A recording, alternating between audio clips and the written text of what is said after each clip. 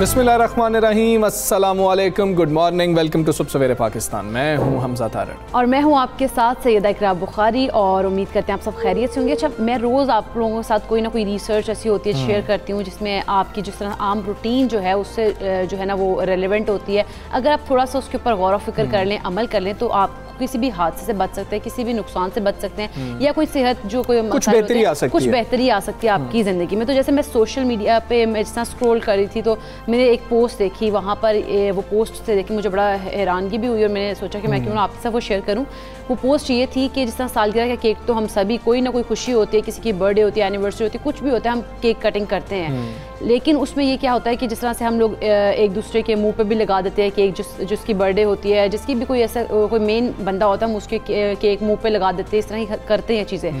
तो उसमें ये था कि वो उस पोस्ट में कि जो फ्रेंड्स थे वो उस लड़की के उन्होंने उसके मुंह पे जो है वो केक मारा तो सही, लेकिन जो केक को उन्होंने कंपनी जो बनाती है केक, उसमें उन्होंने जोड़ने के लिए उसको उसकी लेयर्स को इक्वल करने के लिए बीच में स्टिक्स लगाई होती हैं। तो टूथपिक टाइप की स्टिक थी, बिल्कुल वो ऐसी स्टिक सी थी, वो उसकी आंख के बिल्कुल एज पे लग गई। उसकी आंख तो बच गई, मतलब वो आंख ज़ाया हो सकती थी डॉक्टर्स ने कहा, लेकिन उनको अस्पताल जाना पड़ा। अस्पताल उसको जाना पड़ा। जब उन्होंने वो केक से उसकी शक्ल बाहर निकाली तो उसके फ्रेंड्स भी हैरान रह गए कि जो खून है वो टपक रहा था और उसको वो जो लड़की थी वो भी कराह रही थी उस दर्द की वजह से कि उसकी जो टूथपिक सी थी वो उसको लग गई उसकी आंख के पास। अच्छा देखें, अब ये कोई रिसर्च तो नहीं है, लेकिन ये हमारी आम जिंदगी की ऑब्जर्वेशंस होती हैं जो हमें पता लगती हैं। अब खास तौर पे कस्टमाइज्ड केक जो हैं उसका रिवाज बहुत ज़्यादा बढ़ गया और उसके अंदर हमें पता है कि बहुत सारी ऐसी चीज़ें इस्तेमाल की जा रही होती हैं जिससे कुछ स्टैंड किसी ने लगाना हो या ऊपर कुछ बनाना हो, उसके लिए नीचे कुछ चीज़ें लगाई जाती हैं कि उससे थोड़ी सी सपोर्ट हो सके, लेकिन वो ऊपर हमें नज़र नहीं आ रही होती हैं, तो हमें तो नहीं पता होता कि अंदर क्या है। तो जब आप किसी के मुंह पे अक्सर ऐसा होता है कि चलें वैसे थोड़ा सा लगा दिया मुंह पे, वो भी नहीं करना चाहिए, खैर रिस्क की बेहुरमती हो रही होती है। लेकिन नुकसान की बात यह है कि जब मुंह पकड़ के हम अक्सर खासतौर पे ज़्यादा लड़के ऐसा कर रहे होते हैं तो वो करते हैं, वो नुकसानदेह हो सकता है। आपको नहीं मालूम कि ये जो आपका कस्टमाइज्ड केक है इसके अंदर क्या चीज़ें इस्तेमाल की गई हैं, क्या कुछ स्टिक्स तो मौजूद नहीं है। अच्छा, वो जब स्टिक लगी ना तो डॉक्टर ने कहा कि ये आप शुक्र करें कि वो बचत हो गई, क्योंकि बिल्कुल उसकी आँख की एज के पास लगी है। खुदा न खास्ता उसकी आँख में लगती तो उसकी आँख ज़ाया हो जाती। खैर ये एक एक्सपीरियंस उन्हें करना पड़ा। लेकिन कैंडल्स का जो इस्तेमाल हो रहा होता है उसके अंदर भी हम अक्सर देखते हैं कि वो जिस तरह से अब वो कर रहे होते हैं, मतलब कि छोटे छोटे उनको फायरवर्क्स कहा जाए, क्या कहा जाए, स्पार्किंग कैंडल्स जो होती हैं, वो कैंडल्स होती हैं, उससे भी अक्सर आग लग जाती है। इसका बहुत ज़्यादा ख्याल रखना भी ज़रूरी होता है। तो आप ये खुशी के मौक़ों के ऊपर, क्योंकि हम बहुत ज़्यादा एक्साइटेड होते हैं, तो हम ये छोटी छोटी गलतियाँ करते हैं और जिससे बहुत बड़ा नुकसान भी हो सकता है। तो जिस तरह से इकरा ने हमारे साथ ये अपनी ऑब्जर्वेशन शेयर की है, बिल्कुल ठीक बात है, हमें इन चीज़ों का ख्याल रखना चाहिए, ख़ासतौर पर बच्चों के लिए बहुत ज़्यादा ख्याल रखना चाहिए। अब आपने ऐसा नहीं करना क्योंकि हमें नहीं पता जो ऊपर से केक नज़र आ रहा है इसके नीचे सपोर्ट के लिए क्या क्या चीज़ें उन्होंने इस्तेमाल की हैं, तो ज़रा बी केयरफुल। और अब कोरोना की बिगड़ती हुई सूरत हाल के पेश नज़र अब बहुत सख्त इकदाम उठाने पड़ रहे हैं और सूबाई हुकूमत जो सिंध की है उन्होंने सख्त इकदाम किए। अच्छा, उन्होंने आज से 8 अगस्त तक जुज़वी तौर पर लॉकडाउन नाफिज कर दिया है और जो कि आज नाफिज हो चुका है। अब लॉकडाउन के दौरान इंटरसिटी ट्रांसपोर्ट जो है वो भी बंद रहेगी, ता मेडिकल और करियाना स्टोर जो हैं वो खुले रखने की सिर्फ इजाज़त होगी। अच्छा, पहले मुकम्मल लॉकडाउन की बात हो रही थी और जब शुरू में रिपोर्टिंग हुई वो यही हुई कि मुकम्मल लॉकडाउन लगाया जा रहा है, और इस हवाले से हम आपको ये भी बता रहे हैं कि उसके बाद वज़ीर आला सिंध सैयद मुराद अली शाह ने कहा कि ये मुकम्मल लॉकडाउन नहीं है और इसलिए इसको जो है मुकम्मल लॉकडाउन नहीं कहा जा सकता, कुछ हमने जो है रिस्ट्रिक्शंस लगाई हैं इसलिए इसको मुकम्मल लॉकडाउन ना कहा जाए। और वफाकी हुकूमत की जानिब से वज़ीर इत्तलात फवाद चौधरी साहब ने भी यही कहा था कि मुकम्मल लॉकडाउन की इजाज़त नहीं देनी। इसके अलावा अगर हम बात करें इंतज़ामिया की, तो सड़क पर आने वाले जितने भी अफराद होंगे उनका वैक्सीनेशन कार्ड उन्होंने कहा कि हम वो चेक करेंगे, तो गैर ज़रूरी जो है उनके बाहर तो घरों से निकले ना, पहली तो बात यह है। और यहाँ फैसला जो है वज़ीर आला की ज़ेर सदारत टास्क फोर्स इजलास में किया गया। अच्छा, उसके बाद वज़ीर आला सिंध इजलास में किए गए बड़े फैसलों के हवाले से बताया भी गया और उसके मुताबिक आइंदा हफ्ते से सरकारी दफातर भी बंद किए जाएंगे। वज़ीर आला ने क्या कहा आपको वो सुनाते हैं। हमारे पास मेडिकल फैसिलिटी, बट ऐसी नहीं है कि हम एक सस्टेन पीरियड के लिए, जो इस वक्त पोजीशन है 4 या 5 दिन में ये हॉस्पिटल फैसिलिटीज़ बिल्कुल चौक हो जाएंगी अगर इसको रोका नहीं गया। Groceries, medical stores, bakeries, meat and vegetable shops, ये पूरे 24 घंटे खुले रहेंगे? नहीं, 6 बजे तक खुले रहेंगे। पेट्रोल पंप्स खुले रहेंगे, media persons with mask allowed है, यूटिलिटी कंपनीज सारी खुली रहेंगी, म्यूनिसिपल सर्विसेज खुली रहेंगे, रेस्टोरेंट्स में सिर्फ डिलीवरी अगले 9 दिन के लिए। इस लॉकडाउन को इफेक्टिव करें। ये लॉकडाउन हम बाकी शहरों में ही करेंगे, लेकिन मेन फोकस इसलिए कि ज़्यादा प्रॉब्लम शहर कराची में इम्तिहानात की बात हो रही थी, मैंने अभी डायरेक्शंस दे दी हैं कि अगले हफ्ते इम्तिहानात नहीं होंगे, हर चीज़ आगे कर दें आप। जी, इम्तिहानात के हवाले से भी वज़ीर आला सिंध ने क्लियर कर दिया था। और अब बात करेंगे आज सूरत हाल है क्या आज जिस लॉकडाउन की बात हो रही थी उस पर अमल भी आज से शुरू हुआ है कि नहीं हुआ? फयाज यूनुस हमारे साथ मौजूद हैं। फयाज, बताइएगा, कल ऐलान कर दिया गया, आज से नाफिज होना था, क्या सूरत हाल आप देख रहे हैं?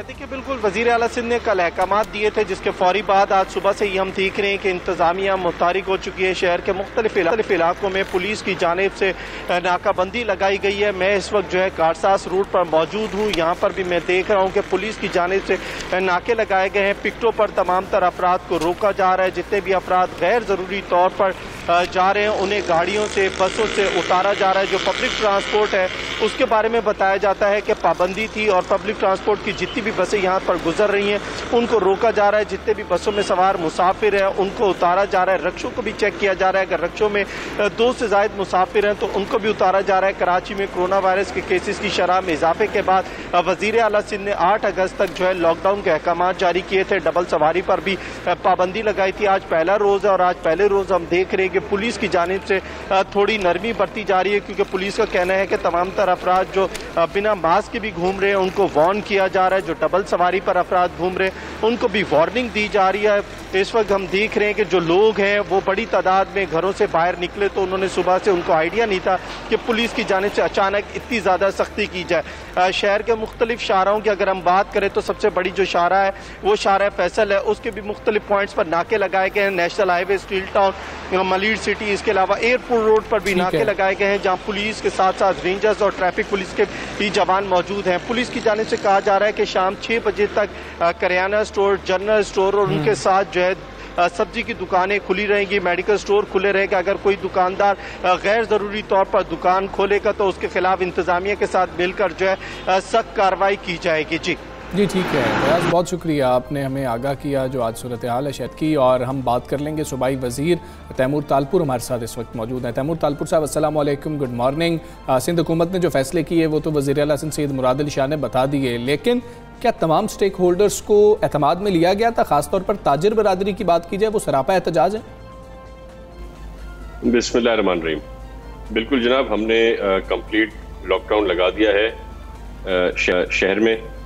और इस लॉकडाउन के अंदर जो ज़रूरी अशिया हैं, आपके हॉस्पिटल्स हैं, मीट शॉप्स हैं, मीट शॉप्स वगैरह जो आपकी ज़रूरी अशिया की चीज़ें वो खुली भी होंगी 6 से 6 तक। उसके अलावा हर चीज़ बंद होगी। मूवमेंट पर भी पाबंदी है।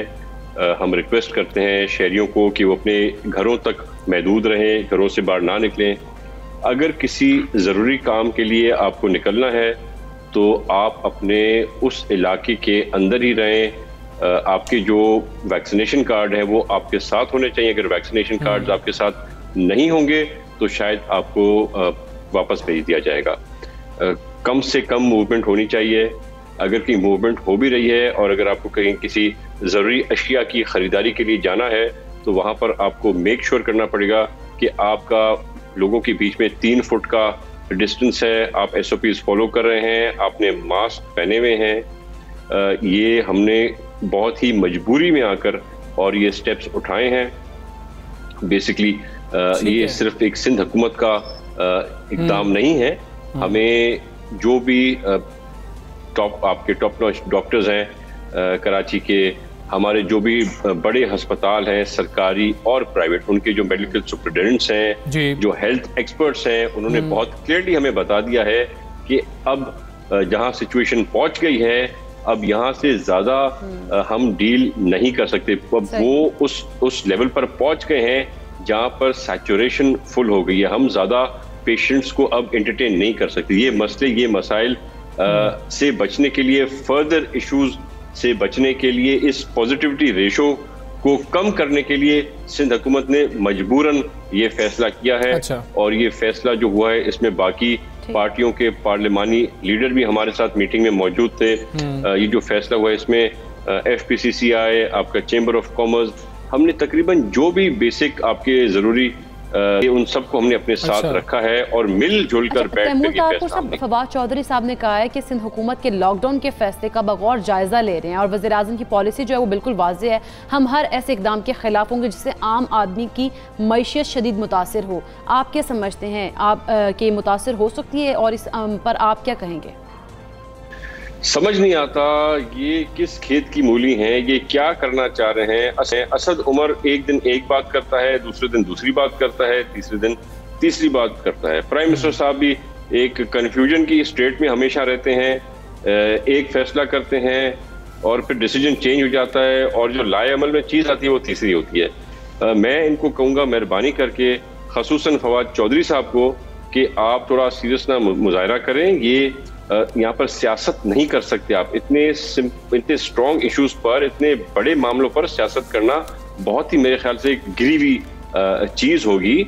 हमने आज भी चीफ मिनिस्टर सिंध ने असद उमर से बात की है और असद उमर ने इस चीज़ से एग्री किया है कि जो इकदाम आज सिंध हुकूमत उठा रही है वो उन सब से एग्री कर रहे हैं।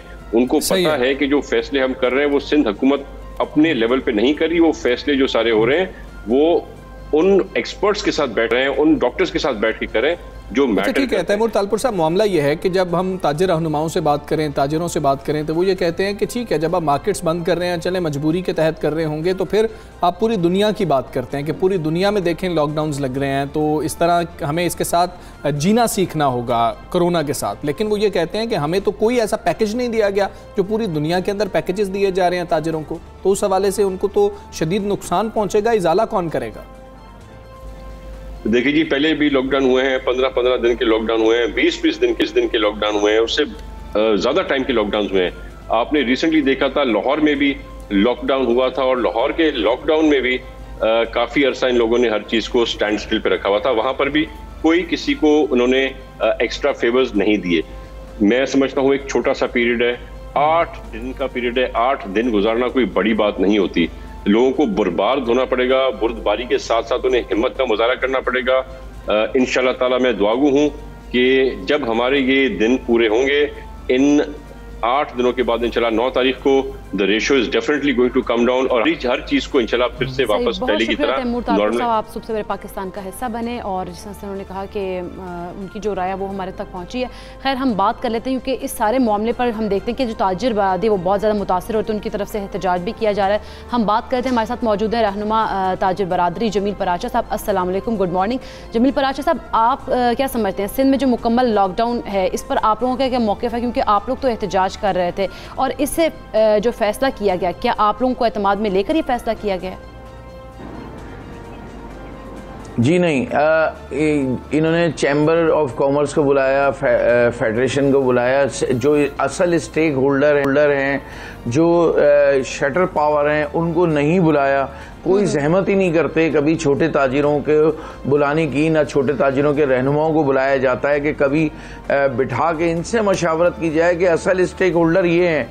आप देखें 18 महीने से ताजिर बिरादरी सफ़र कर रही है, यानी जो मेन सीज़न होता है हमारा ईद का, वो उसमें भी आखिरी अशरा बंद करा दिया गया था इसी तरह, जिसका बहुत बड़ा नुकसान हुआ ताजिरों को। आज वो पोजीशन है कि इस 1.5 साल के अरसे में 40% दुकानें जो कराची शहर की वो जो रेंट पे थे वो खाली कर चुके हैं। आज वो नौकरियों की तलाश में, आज वो किसी ना किसी रोजगार की तलाश में है। तो ये एक दिन कराची का कारोबार बंद होता है तो 3.5 अरब रुपए के लॉसेज होते हैं। सिर्फ शटर को, जो शटर पावर है उनको 3.5 अरब रुपए के लॉसेज होते हैं। आप अंदाजा लगाएं कि ये 9 से 10 दिन के अंदर 35 अरब रुपए के लॉसेज होंगे। इसका कौन जिम्मेदार होगा? इन नुकसानात को कौन भरेगा? बिल्कुल ठीक है, लेकिन पराचा साहब एक मामला और भी है। गवर्नमेंट, ठीक है, आप दुरुस्त कह रहे हैं कि नुकसान होगा, इसका इजाला भी होना चाहिए। पैकेजेस की बात होती है, वो भी हम सूबाई वजीर से बात कर रहे थे उस मामले पे। लेकिन जब कोरोना आया, ताजिर बरादरी को हमने मार्केट्स के अंदर खासतौर पे देखा, हम लोग भी मार्केट्स में निकले पूछने के लिए, तो कोरोना को माना ही नहीं जा रहा था कि जी कोरोना तो है ही नहीं, मेजॉरिटी ऐसी थी। उसके बाद जब हुकूमत ने सख्तियाँ की, कहा SOPs पर अमल दरामद करवाया जाए, तो उस तरह से अमल दरामद भी मार्केट्स में नज़र नहीं आया। फिर ताजिरों से बात हुई तो वो कह रहे थे कि इंतज़ामिया का काम है, लेकिन क्या अपनी तरफ से भी आप लोगों की कोताही हुई नहीं है जिसकी वजह से गवर्नमेंट को सख्त फैसले करने पड़े? देखें, अभी जो रिसेंटली ये लगाया गया है, इससे कबल आप देख लें मार्केटों में तो सन्नाटे पड़े हुए थे। इस वक्त हमने हर दुकान पर जो है वो हमारे पास जो है मास्क के डब्बे रखे हुए हैं, सैनिटाइजर रखे हुए हैं, हमने लिख के लगा दिया है, नो मास्क नो एंट्री के बोर्ड लगा दिए गए हैं मार्केटों के अंदर। और मॉल्स के अंदर भी ये समझ लें एंट्री नहीं है जो लोग मास्क लगा के ना आए। इसकी वजह ये है, देखें कि ये जो लगाया गया है इस वक्त लॉकडाउन लगाने का कोई जवाब इसलिए नहीं बनता कि देखें 17,000 टेस्ट किए गए। 17,000 टेस्ट करने के बाद ये 3.5 करोड़ की आबादी का शहर है, इसको लॉक कर दिया गया। इसमें रेशो निकाल के जी 26%, 28%, 30% की आवाज देके बंद कर दिया गया। जबकि यही अगर टेस्ट जो हैं वो आप 34,000 पे और 51,000 पे ले जाएं तो ये रेशियो आधे से भी कम हो जाएगा। तो ये हुकूमत जो है ये हमें तो समझ में नहीं आता कौन सी टेक्निकल बातें कर रही है। टेस्ट हो गए तो ये रेशियो बढ़ जाएगी, क्योंकि बड़ी तादाद में लोग ऐसे हैं जो कोरोना में शायद मुब्तला हैं, लेकिन वो रिपोर्ट नहीं हो रहे। नहीं, ये टेक्निकल बात समझे आप, ये जो है रेशियो घट जाएगा। ये मैंने कल डॉक्टर कैसर सज्जाद से भी बात की, उन्होंने कहा हमारे पास टेस्टिंग का मामला जो है वो बहुत स्लो है, टेस्टिंग का मामला तेज करना पड़ेगा। जमील प्राचा साहब, डॉक्टर कैसर सज्जाद भी हमारे साथ मौजूद हैं। डॉक्टर कैसर सज्जाद को भी हम शामिल करते हैं, उनसे ये पॉइंट जानते हैं। डॉक्टर कैसर सज्जाद साहब, अस्सलाम वालेकुम, गुड मॉर्निंग। जिस तरह से प्राचा साहब ये फरमा रहे हैं, क्या टेस्टिंग ठीक नहीं हो रही है या टेस्टिंग कम होने की वजह से रेशियो जो है वो गलत आ रही है, ये क्या मामला है सर, बताइएगा। आप जो लॉकडाउन लगाया गया उसको सपोर्ट करते हैं?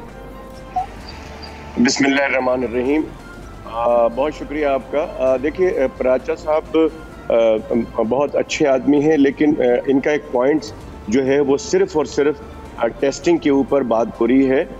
मैं समझता हूँ कि अगर थोड़ी देर के लिए टेस्टिंग को हटा दें और प्राचा साहब सिर्फ और सिर्फ अस्पताल का दौरा कर लें, किसी को लेके चले जाएं अस्पताल में, आगा खान चले जाएं, इंडस हॉस्पिटल चले जाएं, इन्फेक्शियस डिजीज हॉस्पिटल चले जाएं, ये एक्सपो सेंटर पे जो फील्ड आइसोलेशन सेंटर है जिसको ब्रिगेडियर साहब जो है ज़बरदस्त तरीके से मैनेज कर रहे हैं, वहाँ चले जाए, वहाँ से मरीज को वापस किया जा रहा है। मेरा पॉइंट ये है कि टेस्ट, आपने बिल्कुल सही कहा, आपकी बात मैंने सुनी कि टेस्ट अगर ज़्यादा बढ़ा दिए जाएंगे तो नंबर ये और बढ़ जाएंगे, नंबर एक। नंबर दो, मैंने ये बात की है कि टेस्ट कम हो रहे हैं, टेस्ट को और बढ़ाना चाहिए, नंबर एक। नंबर दो बात ये है कि अगर घर का फर्द, अगर सपोज एक आदमी को कोरोना हो गया है और मैं तकरीबन 15-20 लोगों को घर पे रखकर ट्रीटमेंट कर रहा हूँ टेलीफोन के जरिए, और आप यकीन करें कि एक आदमी को हुआ है, घर का जो सरबराह है उसने अपनी बीवी को, बच्चों को, सबको लगा दिया है, तो वो एक आदमी ने टेस्ट कराया है, बाकी ने टेस्ट नहीं कराया है, इसलिए कि ऑब्वियस सी बात है वो तमाम लोग पॉजिटिव ही हैं, कोरोना लगा है उनको। तो इस तरह से बहुत सारे ऐसे लोग हैं जो टेस्ट कराते ही नहीं हैं, और मैं भी उनको कहता हूं कि ठीक है जी, आप फिर घर पे आइसोलेट करें, बाहर ना जाएं, आपको क्लिनिकली हम कहते हैं कि आप कोरोना पॉजिटिव है। लेकिन मेरी जमील भाई से सिर्फ मेरी रिक्वेस्ट ये है कि देखें सिर्फ और सिर्फ बात को समझें। इस वक्त बहुत ज्यादा प्रॉब्लम है, हम बहसे डॉक्टर के, देखिए आपने जो भी कोई बीमारी होती है आप यकीनन डॉक्टर्स के पास जाते हैं, उसके तशखीस कराते हैं और उसकी एहतियाती तदाबीर बताता है, जो दवा देता है उस पर आप अमल करते हैं। तो ये एक बीमारी है, और बीमारी का ऐसी बीमारी जिसका इलाज मौजूद नहीं है, इसको सिर्फ हम सिम्टोमेटिकली और इसका एहतियाती एक इलाज है। सूरत हाल कराची में बन गई और जिस तरह आप भी बता रहे हैं कि हॉस्पिटल में ये सूरत हाल है, तो क्या जो गवर्नमेंट की जानिब से 9 दिन का लॉकडाउन लगाया गया ये मौसर है या फिर इसको मजीद बढ़ाना होगा? देखिए, मैं पाकिस्तान मेडिकल एसोसिएशन ने तो 2 दिन पहले, इस मीटिंग से 2 दिन पहले ये डिमांड की थी, जब हमने पूरा कराची की जब सूरत हाल देखी, हमने और मेरे पास 3-4 लोग एक दिन में मुझे फोन कर रहे थे कि बिस्तर नहीं मिल रहा, मुझे फलां अस्पताल वापस कर रहा है, मैं क्या करूं। अब अपने अब्बा को कहा, तो मैंने उस वक्त फौरी तौर पे डिमांड की थी कि शहर के अंदर कंप्लीट लॉकडाउन लगाया जाए। पाकिस्तान मेडिकल एसोसिएशन का कंप्लीट लॉकडाउन का मुतालबा था एटलीस्ट 15 दिन के लिए, ताकि ये जो ग्राफ जो इंतकाल करने वालों का और मरीजों का ऊपर जा रहा है ये कुछ नीचे आ जाए, वरना खुदा ना खास्ता अस्पताल के बाहर लोग ऑक्सीजन लगाने के लिए लाइन लगा लें। इंडिया वाली सूरत हाल से बचने के लिए हम ये चाहते थे, लेकिन उम्मीद मैं करता हूं अल्लाह से, जैसे अल्लाह ताला ने पिछले वेव्स में भी हमें सपोर्ट किया, हमें हमारे ऊपर रहमत की, तो मैं समझता हूं कि ये जो सिंध गवर्नमेंट ने किया है जो भी है, मैं समझता हूं कि यही हमारे लिए करामत साबित हो जाए। ठीक है, आप टोटली सपोर्ट करते हैं इसको। ठीक है डॉक्टर साहब साथ रहिए, पराचा साहब से भी बात कर लेते हैं। पराचा साहब, हमने गुफ्तगू में शामिल किया डॉक्टर कैसर सज्जाद को, अब हमें ये बता दीजिए कि ताजर बरादरी जो है उसका अगला लाएअमल क्या होगा, क्योंकि हुकूमत ने तो फैसला कर लिया, लॉकडाउन आज से नाफिज भी हो गया। देखिए मैं पहले एक बात को वाज़ेह भी कर दूं कि कराची की हॉस्पिटल्स में सिर्फ कराची के शहरी जो एडमिट नहीं है, पूरे इंटीरियर सिंध से आके कराची में वो लोग एडमिट हैं। इस एक कराची शहर के जितने हॉस्पिटल्स हैं उसमें आप देख लें और डॉक्टर साहब से भी पूछ लें कि पूरे इंटीरियर सिंध से लाए जा रहे हैं लोग, मरीज लाए जा रहे हैं जो कराची के हॉस्पिटल्स में एडमिट हो रहे हैं। मैं डॉक्टर साहब से एक सवाल और करना चाहता हूं कि कितने वेंटिलेटर्स हैं जो हमारे कराची के हॉस्पिटल्स में हैं, और ये 3.5 करोड़ की आबादी का शहर है, तो हमने इतने अरसे में क्यों इंतजामात नहीं कर सके हम, जो 1.5 साल का अरसा गुजर गया कि हम इतने बड़े शहर के अंदर जिसमें सारी इंटीरियर सिंध से भी लोग आते हैं हॉस्पिटल्स में, तो उतना बड़ा इंतजाम क्यों नहीं हुआ कि जो हमें कोरोना से फाइट करना है। हमारे डॉक्टर्स को भी, हमारे लोगों की, हम इनको अप्रिशिएट करते हैं, ऐसा नहीं है कि डॉक्टर्स कुछ गलत कर रहे हैं, डॉक्टर्स को हम अप्रिशिएट करते हैं, लेकिन ये सिर्फ कराची शहर का मसला नहीं है, पूरे सिंध से यहाँ मरीज लाए जा रहे हैं। और ठीक है सर, आपका लाएअमल क्या होगा? और दूसरी बात यह है जो हमारा, देखें, हमारा सबसे पहले तो मैं अपील करता हूँ सुप्रीम कोर्ट के चीफ जस्टिस साहब से कि वो इस पे सोमोटो एक्शन लें, और वजीर आजम से अपील करता हूँ, चीफ ऑफ आर्मी स्टाफ से अपील करता हूँ कि वो इन मामलात को देखें गौर से।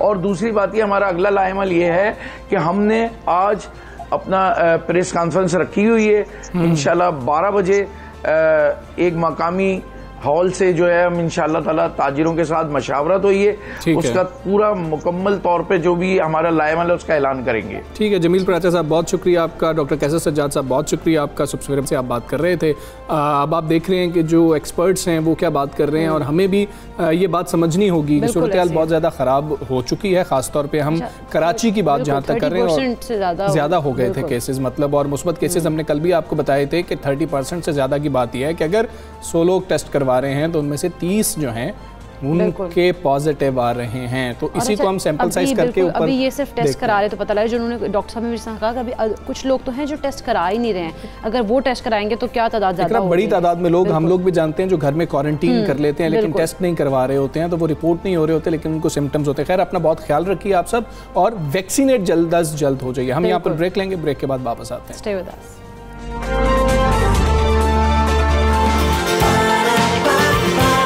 सुबह सवेरे पाकिस्तान,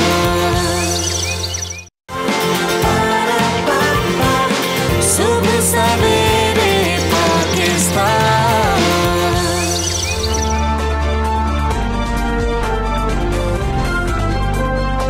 वेलकम बैक टू सुबह सवेरे पाकिस्तान। और जिस तरह से हम पहले भी बात कर रहे थे कोविड की, तो दुनिया भर की मईशत और सेहत के बाद अगर कोई शुबा कोविड से मुतासर हुआ है तो वो सबसे ज़्यादा मुतासर होने वाला शुबा हमारा तालीम का है। इस मूजी वबा के खौफ से 2 बरसों के दौरान तालीमी इदारों पर ज़्यादा अरसा ताले ही पड़े देखे हमने हुए हैं। और जब ताले नहीं थे तब भी हमने जो स्कूल की या कॉलेज की जो कहें कि रौनकें थी वो बहाल होती भी नहीं देखी। बच्चे आ रहे हैं, 50% आ रहे हैं, और फिर भी बहुत ज़्यादा कन्फ्यूजन रही, पेरेंट्स कुछ भेजना नहीं चाह रहे थे, कुछ कह रहे थे कि नहीं अब तो खुल जाने चाहिए स्कूल्स, और इसी तजब्जुब का हम शिकार रहे। फिर इम्तिहानात की बात आती रही और इम्तिहानात कभी हो रहे हैं कभी नहीं हो रहे हैं। फिर कोई कैंपेन्स चल जाती थी सोशल मीडिया के ऊपर और वो पता लगता था कि वो तलबा की जानिब से चलाई जा रही हैं। जब वज़ीर तालीम पंजाब से बात करते थे वो कहते थे कि मुझे जो है स्टूडेंट्स मैसेज करते हैं कि जी कि आप एग्ज़ाम ना लें, तो मैं उनको कहता हूँ कि आप लोग एग्ज़ाम की तैयारी करें, ये फ़ैसला हमें करने दें। अब हमने देखा सिंध के अंदर इम्तिहानात जो हैं वो मुलतवी कर दिए गए हैं क्योंकि लॉकडाउन की सूरत हाल है और उसके ऊपर भी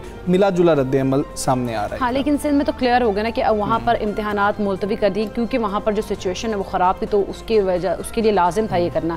खैर ये दुरुस्त है कि इस नुकसान का जो इजाला है वो उसके लिए उन लोगों ने ऑनलाइन क्लासेस जो है वो स्टार्ट कर ली, लेकिन हकीकत ये कि ऑनलाइन क्लासेस की हैसियत भी एक रस्मी कार्रवाई से ज़्यादा और हमें कुछ ज़्यादा दिखाई नहीं दी है। अच्छा, क्योंकि बड़े ज़्यादा मसाइल थे और फिर अगर स्कूल की बात करें ना तो हम स्कूल में जाके बहुत कुछ सीख रहे होते हैं, हम डिसिप्लिन सीख रहे होते हैं, हम जाते हैं, हम पंक्चुअल हो रहे होते हैं, बड़ी ज़्यादा चीज़ें हैं। फिर हमारी कम्युनिकेशन चल रही होती है बाकियों के साथ, बड़े स्किल्स हैं कि जो जब हम स्कूल्स में जाते हैं, ख़ासतौर पे हम बच्चों की क्योंकि बात कर रहे हैं, तो बहुत कुछ वो सीख रहे होते हैं। तो वो दूर रह गए, घरों के अंदर बच्चे रह गए, तो उससे भी बच्चों की ज़हनी नशोनुमा के ऊपर भी बड़ा असर पड़ा। उस पर भी असर पड़ा। लेकिन दूसरा हम देखते हैं कि हर एक के पास जो है फैसिलिटीज़ भी नहीं है, कहीं पर इंटरनेट नहीं है, कहीं पर ऐसी डिवाइसेस नहीं है कि वो ऑनलाइन क्लासेस जो वो अटेंड कर सकते हैं। फैमिली के पास सिर्फ एक है और बच्चे 3 हैं या 4 हैं और एक टाइम पे पेरेंट्स को मुश्किलात हैं, वालिद बाहर काम करने जा रहा है तो अपना मोबाइल घर दे के जा रहा है कि चलो एक बच्चा इसके, ये बड़े ज़्यादा मसाइल थे। लेकिन अभी तक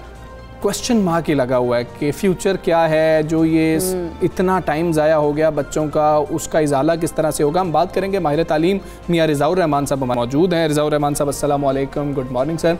सर ये सारी बातें हमने की हैं और ये तकरीबन 2.25 साल तकरीबन होने को हैं, यही एक कन्फ्यूजन चल रही है। अब पहले तो हम आपसे सिंध के फ़ैसले पे बात कर लेते हैं, उसको आप कैसे देखते हैं कि जो सिंध हुकूमत ने फ़ैसला किया कि वक्ती तौर पर चले इम्तिहानात हम मुलतवी कर रहे हैं, सूरत हाल अच्छी नहीं है।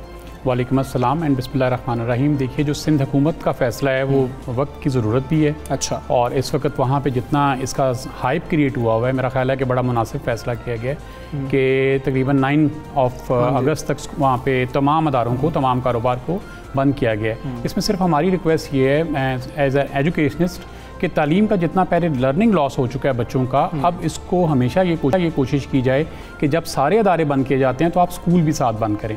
अगर बाकी सारे अदारे खुले हैं तो फिर आप स्कूल को भी SOPs के मुताबिक खुला रहने दीजिए। ठीक है।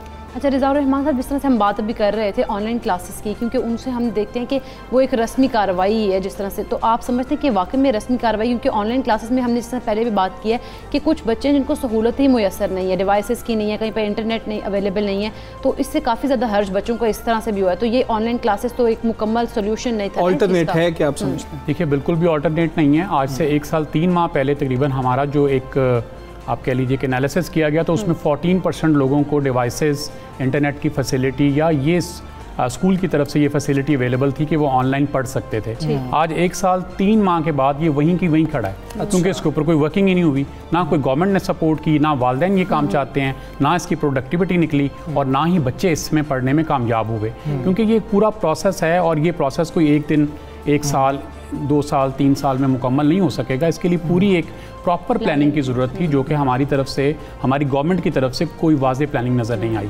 और मैं समझता हूँ कि इसमें बच्चों का बिल्कुल भी, उनको कोई अगर कह लें ना लर्निंग बेनिफिट्स हुए हों तो वो कोई ऐसी सूरत हाल नहीं है। बच्चों को लर्निंग लॉसेज ही हुए हैं, बेनिफिट्स तो वो इससे नहीं ले सकें, बल्कि इसके नुकसानात में ये चला गया। अगर आप देखें कि बच्चे जो हैं इसका एडवर्स यूज़ करना शुरू कर दिया उन्होंने अपने गैजेट्स का, या अपने कुछ फैमिलीज़ जिनके पास ये थे, बच्चों के पास मोबाइल्स थे, बजाय इसके कि वो पढ़ते, उन्होंने उसके ऊपर डिफरेंट एक्टिविटीज़, सोशल मीडिया और अपने आप को उसका एडिक्ट कर लिया। अच्छा सर, एक और बड़ा मसला है कि हम देखते हैं कि हर 10 से 15 रोज़ के बाद सोशल मीडिया पे एक कैंपेन शुरू हो जाती है कि जी के वज़ीर आज़म इम्तिहानात ना लें, शफ़क़त महमूद इम्तिहानात ना लें, इस तरह की चीज़ें जो हैं वो शुरू हो जाती हैं। ये ट्रेंड्स किधर से शुरू किए जाते हैं? देखिए ये तो वो चंद बच्चे हैं जो चाहते हैं इम्तिहानात ना हो, और ये चंद बच्चे हमेशा से थे। ये अगर आप इसको सोचें ना, या अपने ज़माने में भी सोचें, तो आपको लगेगा क्लास के पिछले बैक बेंचेस जो थे वो दुआ भी करते थे कि एग्ज़ाम्स ना हों, और वो कोशिश भी भरपूर करते थे कि किसी तरीके से जान छूट जाए, चाहे मुझे बुखार ही क्यों ना हो जाए। वो अपने आप को भी यानी टेम्परेचर फील कराना शुरू कर देते थे, मुझे लगता है मेरा गला ख़राब है, अपने घर में इस तरह के बहाने भी करते थे। अब जिस तरह से इंटरमीडिएट के भी एग्ज़ाम्स हुए हैं, क्या सारे बच्चे जो अफवाहें फैलाए थे वो भी शामिल थे? कोई ऐसे बच्चे मिसिंग तो नहीं ना थे? मतलब कि क्या तनासुब रहा एग्जाम्स देने के लिए बच्चों का? कम रहे या फिर मुकम्मल आपने देखा हाजिरी ठीक रही? मुकम्मल हाजिरी रही, 99.5% बच्चे आए, बच्चों ने एग्ज़ाम्स दिए, और वो जो चंद बच्चों का शोर था या चंद बच्चों ने जो वो क्रिएट की थी ना एक सिचुएशन, वो मेरा ख्याल है कि बिल्कुल बुरी तरह से फ्लॉप हुई। इसमें बहुत ज़्यादा क्रेडिट जो है सर वो मीडिया का भी जाता है कि उन्होंने बच्चों को इस तरफ राग़िब किया, और गवर्नमेंट का भी जाता है कि उन्होंने इसके ऊपर स्ट्रिक्ट रहे कि हमने पेपर्स लेने हैं। बच्चों ने तो छोटे छोटे तरीक़ेकार इख्तियार किए, ट्वीट्स कर दी, सोशल जो एक्टिविस्ट हैं उनको अपने साथ में ला लिया कि आप पेपर्स ना करें। फिर आपने सुना कि वो हमारे चंद सियासतदान भी आ गए इसके अंदर, उन्होंने भी पैगाम दिया कि बच्चों के पेपर्स नहीं लेने चाहिए जब तक सिलेबस नहीं पढ़ाया। तो उसके बावजूद देखिए कि 99.5% बच्चों की प्रेजेंस होना और पेपर देना ये बहुत अच्छा रिस्पॉन्स है। और अगर आपकी कंटिन्यूटी बनी है तो उसको मेंटेन करना चाहिए, आगे भी मेंटेन करना चाहिए, और जो कि अब गवर्नमेंट ने किया भी है कि 2 अगस्त से स्कूल खुल रहे हैं। जी, मैट्रिक के एग्जाम्स भी आज पहला एग्जाम है, और इंशाल्लाह बल्कि कल पहला एग्जाम था, तो आज इंशाल्लाह बच्चे मैक्सिमम बच्चे जो हैं वो जा रहे हैं, और 100% की तादाद में बच्चे जाएंगे और पेपर देंगे। उन्होंने तैयारी की हुई है, अच्छी तैयारी करके गए। खासतौर पर हम बात करें पंजाब में निसाब के हवाले से बड़ी एक कन्फ्यूजन चल रही है, और बुक्स के कुछ मसाइल हैं, पब्लिशर्स के मसाइल हैं, वो क्या हैं? देखिए, इसमें बच्चों का ना पहले ही बहुत ज़्यादा लर्निंग लॉस हो चुका है। अब हमें ये करना चाहिए कि बच्चों के लॉस को मिनिमाइज़ करने के लिए बहुत अच्छी प्लानिंग की ज़रूरत है। अच्छा। और अच्छी प्लानिंग उस सूरत में होगी कि अगर आप एक टीचर, एक हमारी गवर्नमेंट और स्टेक होल्डर्स जितने भी हैं वो अच्छी पॉलिसीज़ बनाएं, और वो बाहमी मुश्तरका अंडरस्टैंडिंग के साथ उनको तरतीब दिया जाए। अभी तक की तो सूरत हाल ये है कि गवर्नमेंट ने जो अपनी नया सिंगल नेशनल करिकुलम को लागू करना चाहते हैं, 2 अगस्त से उसका फर्स्ट डे है उसको लागू करने के लिए, उसमें सिर्फ और सिर्फ Punjab curriculum and text book board की कुतब अवेलेबल हैं। अच्छा। वो भी मुझे नहीं मालूम कि क्या पूरी तादाद को कैटर कर सकेंगे कि नहीं कर सकेंगे, और कहीं ये ना हो कि 2 तारीख के बाद वो भी शॉर्टेज हो जाए। पंजाब गवर्नमेंट ने, PCTV ने अभी तक किसी को भी NOCs जारी नहीं किए, किसी पब्लिशर्स को भी नहीं किए। अच्छा। और इसका इनडायरेक्टली फ़ायदा या नुकसान सिर्फ और सिर्फ बच्चों का था। अगर फ़र्ज़ करें कि ये NOC जारी नहीं कर पाते हैं, पब्लिशर के पास बुक नहीं है, तो शायद किसी स्कूल को इतना नुकसान ना हो, सिर्फ बच्चे का नुकसान होगा। किसी बच्चे को किसी भी बच्चे के लिए उसका एक जो करिकुलम का एक स्टैंडर्ड जो चल रहा होता है, फ़र्ज़ करें एक बच्चे ने क्लास 2 में जो पढ़ा है उसी की कंटिन्यूटी 3 के अंदर होती है, आपस में वो एंगेज होते हैं या वो चेन बनी होती है। उस चेन को तोड़ के, जैसे कि आप PCTV की बुक्स पढ़ाएंगे तो वो जो चेन पहले चल रही थी किसी एक प्राइवेट पब्लिशर वाली, उसके अंदर जो टॉपिक्स थे वो टूट जाएंगे और नए टॉपिक्स पढ़ाने पड़ेंगे, तो वो बच्चों के लिए बहुत बड़ा लर्निंग लॉस है। मेरा ख्याल है गवर्नमेंट को इसमें जो जल्दी गवर्नमेंट ने की है कि जल्दबाजी में सिंगल नेशनल करिकुलम को इम्प्लीमेंट करने की जो गलती की है, मैं समझता हूँ कि ये फ़ायदा होने के बजाय इसका नुकसान होगा बच्चों को भी, गवर्नमेंट को भी, स्कूल्स को भी, और तकरीबन तमाम तबके। नहीं तो अब इसमें क्या किया जाए, करना क्या चाहिए? इसमें ये करना चाहिए था कि एक रीज़नेबल टाइम देना चाहिए था पब्लिशर्स को। अच्छा। और इसमें एक रीज़नेबल टाइम स्कूल्स को देना चाहिए था कि आपके पास पूरा साल है, इस साल में कोई भी कुतब लगा लीजिए, बच्चों के लर्निंग लॉस को मिनिमाइज़ कीजिए, और अगले साल आपने एक पूरा साल देने के बाद आप कहते हैं कि आपने अब इस साल सिंगल नेशनल करिकुलम के मुताबिक कुतब लगानी है, और वो कुतब मार्केट में अवेलेबल हैं। 50 पब्लिशर की हैं, 10 की हैं, 20 की हैं, 40 की हैं, वो ऑलरेडी अवेलेबल होनी चाहिए थी। आप फ़र्ज़ कीजिए कि पब्लिशर और महीने के बाद कुतब देते हैं, क्या स्कूल वेट करेंगे उनके लिए? स्कूल वेट नहीं कर सकेंगे। बच्चों का पहले इतना लर्निंग लॉस हो चुका है कि एक एक दिन बहुत कीमती है, एक एक मिनट बहुत कीमती है। बिल्कुल टाइम ज़ाया नहीं करना चाहिए। या तो गवर्नमेंट को अपनी पॉलिसी अनाउंस कर देनी चाहिए कि जो ऑलरेडी कुतब बच्चों के पास मौजूद हैं उसी कुतब के साथ इस साल को मुकम्मल कर लें, तो बच्चों का लॉस को मिनिमाइज़ किया जा सकता है। बिल्कुल ठीक है। मियां रिज़वाउर रहमान साहब, बहुत शुक्रिया आपका सुबस्तान का हिस्सा बने। बड़ा अहम टॉपिक है, और जब हम तालीम की बात कर रहे होते हैं नुकसान तो बहुत ज़्यादा हो गया, लेकिन अब पॉलिसीज़ ऐसी वाकई होनी चाहिए कि जिससे हमारा, जब हम पॉलिसी बना रहे हो तो हमारी पॉलिसी का महवर सिर्फ स्टूडेंट्स होने चाहिए जब हम तालीम की बात कर रहे होते हैं। तो हमारा फ्यूचर तो वही है, तो और उनके लिए ही तो है। हाँ बिल्कुल ऐसे ही है। उन तो सब के लिए अगर आप बेहतर तालीमी जो स्ट्रक्चर है वो तश्कील देंगे तो ही वो जो है आगे बढ़ेंगे और हमारा मुल्क जो है इसी तरह ग्रो करेगा। अच्छा, वैसे ऑनलाइन तालीम के हवाले से मसाइल अभी मौजूद हैं, लेकिन हमें इसके अंदर बहुत ज़्यादा काम करने की ज़रूरत है, क्योंकि ये भी फ्यूचर है, ख़ासतौर पे उन लोगों के लिए बड़े लेवल पे जो कुछ छोटी मोटी सर्टिफिकेशंस करना चाहते हैं, तो वो बिजी होते हैं लोग,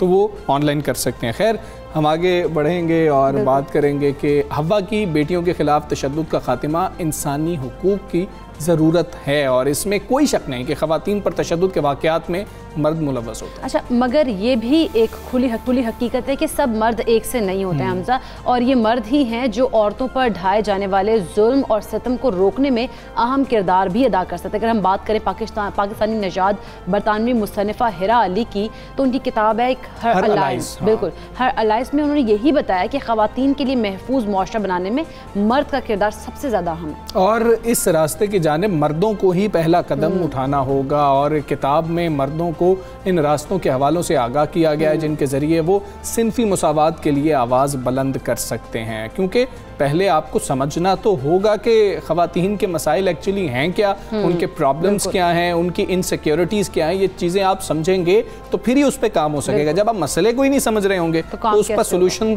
तो आना फिर बहुत दूर की बात है। खैर, वो मर्द जो खुलूस नीयत के साथ सिनफी तवाज़ुन के हवाले से अमली काम करना चाहते हैं, उन मर्दों के लिए ये किताब किसी ख़जाने से भी कम नहीं है। तो ये किताब पढ़े। हिरा अली की किताब को BBC और द इंडिपेंडेंट, टेलीग्राफ और दीगर माहिरीन की जानिब से बहुत ज़्यादा पज़ीराई इस वक्त तक मिल चुकी है और बहुत ज़्यादा अप्रिशिएट किया जा रहा है। तो इसी किताब की हर अलाइज की जो मुसन्निफ़ा हैं हिरा अली, वो इस वक्त हमारे साथ मौजूद हैं। अस्सलामु अलैकुम, गुड मॉर्निंग।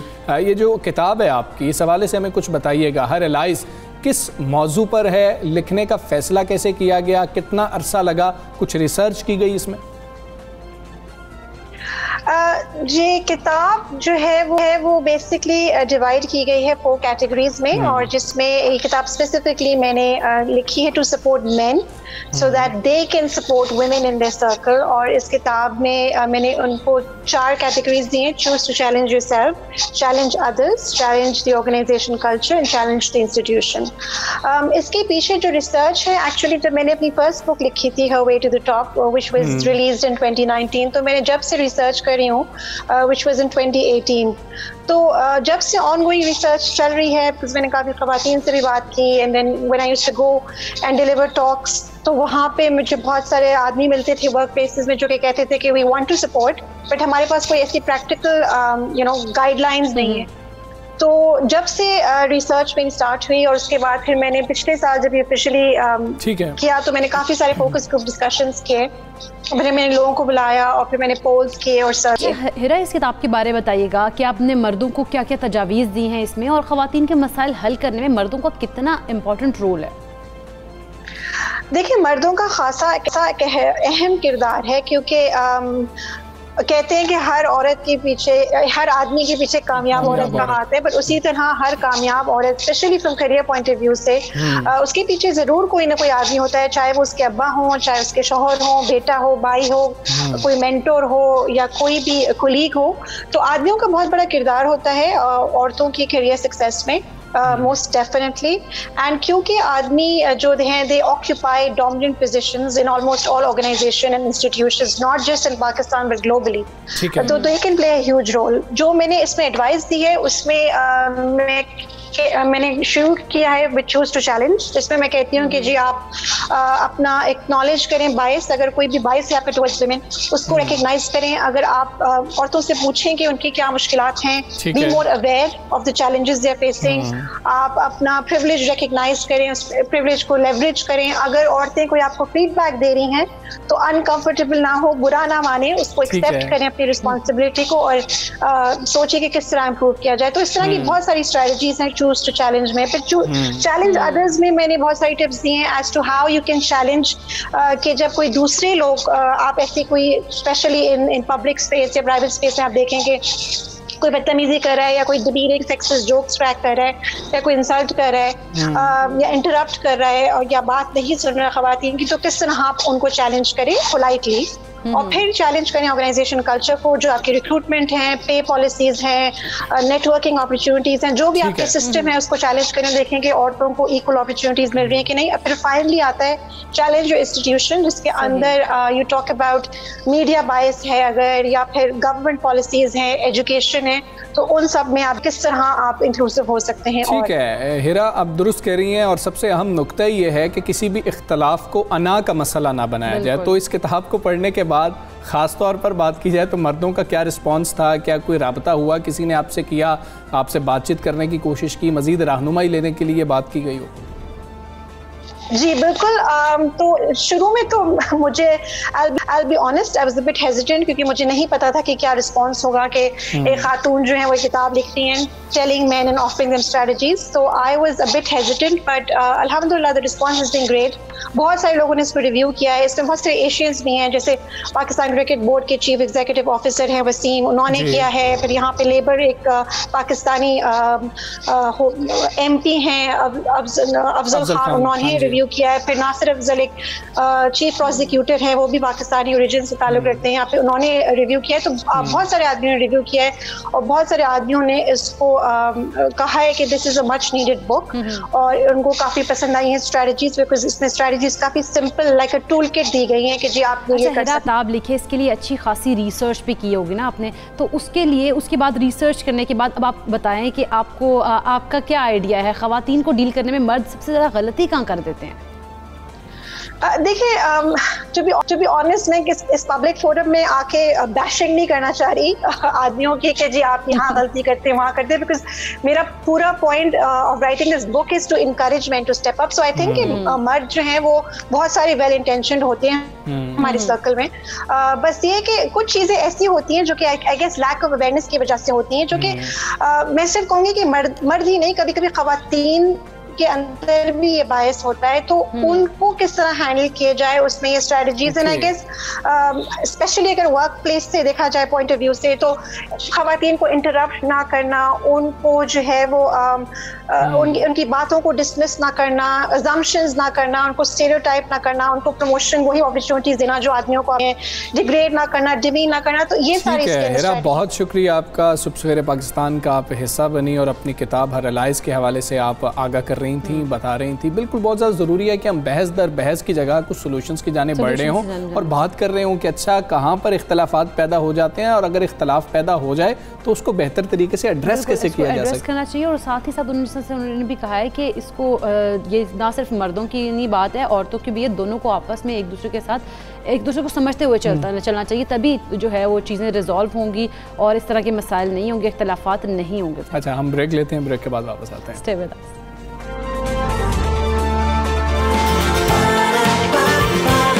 सुबह सवेरे पाकिस्तान, सुबह सवेरे पाकिस्तान। कुछ सियासी मंजरनामे की बात कर लेते हैं। PP चेयरमैन बिलावल जरदारी के हवाले से बात करेंगे। उन्होंने बयान दिया है, उन्होंने कहा है कि कारकुनों को आम इंतखाबात के लिए अब तैयारी करनी है और ये तैयारी की हिदायत उन्होंने कर दी है और तकरीब से खिताब कर रहे थे जिसमें उन्होंने कहा कि आपस के इख्तलाफात अब ख़त्म करके तैयारी करें। बिल्कुल ऐसे, और इंतखाबात उन्होंने कहा कि किसी भी वक्त हो सकते हैं। बिलावल भुट्टो जरदारी ने मज़ीद क्या कहा है, पहले वो सुना देते हैं। किसी भी वक्त जनरल इलेक्शंस हो सकते हैं और उसके लिए पाकिस्तान पीपल्स पार्टी का तंजीम को अब से अपना तैयारी शुरू करना चाहिए। कराची के अवाम जान चुके हैं कि अगर हमने कराची को बचाना है, हमने PTI को भगाना है, तो अगर हमने इन सब को भगाना है तो हमारा कराची को बचाने के लिए एक ही जमात है, पाकिस्तान पीपल्स पार्टी है। PTI के शक्ल में एक नया MQM सामने आया है, लेकिन जैसे पाकिस्तान पीपल्स पार्टी ने उनका मुकाबला किया वैसे ही इंशाल्लाह ताला आप PTI को इस सिलेक्टेड हुकूमत का मुकाबला करेंगे। हमने बड़े बड़े कुव्वतों का मुकाबला करना है और अगर हमने उनका मुकाबला करना है तो हमारा आपस में जो इख्तलाफात है उसको साइड पे रखना पड़ेगा। तो आपने PP चेयरमैन की गुफ्तगू सुनी है। उधर अगर हम मुस्लिम लीग नून की बात करें तो इन दिनों सियासी महाज पर हम देखते हैं कि एक के बाद एक उन्हें सदमे का सामना करना पड़ रहा है और आज़ाद कश्मीर में बदतरीन शिकस्त के बाद सियालकोट ज़िमनी इंतखाब में भी अपनी सीट हाथों से उनके फिसल गई, जो कि मुल्क की सबसे बड़ी आप कह लें कि अपोजिशन जमात के लिए एक बहुत बड़ा धचका है। जी बिल्कुल ऐसे ही है। ये उम्मीद की जा रही थी कि 10,000 की लीड से तो मुस्लिम लीग नून जीत रही होगी, ये दावा किया जा रहा था, लेकिन ये दावे धरे रह गए। और मुस्लिम लीग नून ने आज़ाद कश्मीर के इंतखाबी नताइज मुस्तरद तो कर दिए हैं, एहतजाजी तहरीक चलाने का भी ऐलान तो कर दिया, मगर हैरत अंगेज़ तौर पर पार्टी के सदर शहबाज शरीफ और जो पार्टी के कायद हैं नवाज शरीफ, उनकी तरफ से इस मामले पर मुकम्मल खामोशी है। अच्छा, अगर हम दूसरी जानिब देखें हमजा, तो ज़राए ये भी कह रहे हैं कि आज़ाद कश्मीर इंतखाबात ने हिकमत अमली नज़रअंदाज करने पर शहबाज शरीफ जो हैं वो सख्त नाराज़ हैं और उन्होंने पार्टी सदारत छोड़ने की धमकी दी है। और सियासी ज़राए तो ये भी कह रहे हैं कि नून लीग को 2 बयानियों की सियासत से शदीद इस वक्त नुकसान पहुँच रहा है और नवाज शरीफ और मरीम नवाज़ के तर्जुमान मोहम्मद ज़ुबैर ने भी नून लीग में 2 बयानियों की कन्फ्यूजन का एतराफ़ किया। उनका कहना है कि इस कन्फ्यूजन से दुरुस्त बयानियाँ लोगों के सामने नहीं आ पा रहा है। बिल्कुल। अच्छा, सारी सियासी सूरत हाल जो है इस पर हम बात करते हैं। सीनियर तज्ज़ियाकार सलीम बुखारी साथ मौजूद हैं। अस्सलाम वालेकुम, गुड मॉर्निंग बुखारी साहब। पीपल्स पार्टी कबल अज़ वक्त इंतखाबात की बात करी, हम देखते हैं बिलावल भुट्टो जो हैं वो अपने कारकुनान को तैयारी के लिए हिदायत भी दे रहे हैं। तो ऐसे वक्त में जब 2 साल अभी आम इंतखाबात में रह गए हों, तो कबल अज़ इंतखाबात के आप समझते हैं कि हो सकते हैं? देखिए, बिलावल साहब ने ये नया बयान जारी किया है। इससे पहले जब पीडीएम बनी थी तो ख्याल ये था कि हुकूमत के खिलाफ एक कैंपेन के नतीजे में इंतखाबात जो हैं वो वक्त से पहले हो जाएंगे। लेकिन फिर पीपल्स पार्टी की तरफ से जिस तरीके से पीडीएम की बर्बादी हुई है और वो उसके हिस्से बखरे हुए हैं, उसने वो उम्मीद जो है वो तो अब बाकी नहीं रही है कि अपोजिशन इतना प्रेशर बिल्डअप करने जा रही है कि हुकूमत अगले इलेक्शन पे मजबूर हो जाए। और दूसरी बात यह है कि जो इकॉनमी की सूरत हाल है, जो दूसरे दीगर मसाइल हैं, उनमें अब पीटीआई की हुकूमत की परफॉर्मेंस पहले के मुकाबले में बेहतर होती जा रही है। तो ये ख्वाहिश तो हो सकती है, लेकिन ऐसे आसार जो हैं वो जमीनी हक़ाइक़ की गमाती नहीं करते। दूसरी बात जो ये है कि क्या 2023 तक इंतजार करेगी अपोजिशन? नहीं, मेरे ख्याल से ये हल्ला गुल्ला लगा रहेगा मुख्तलिफ सतह के ऊपर।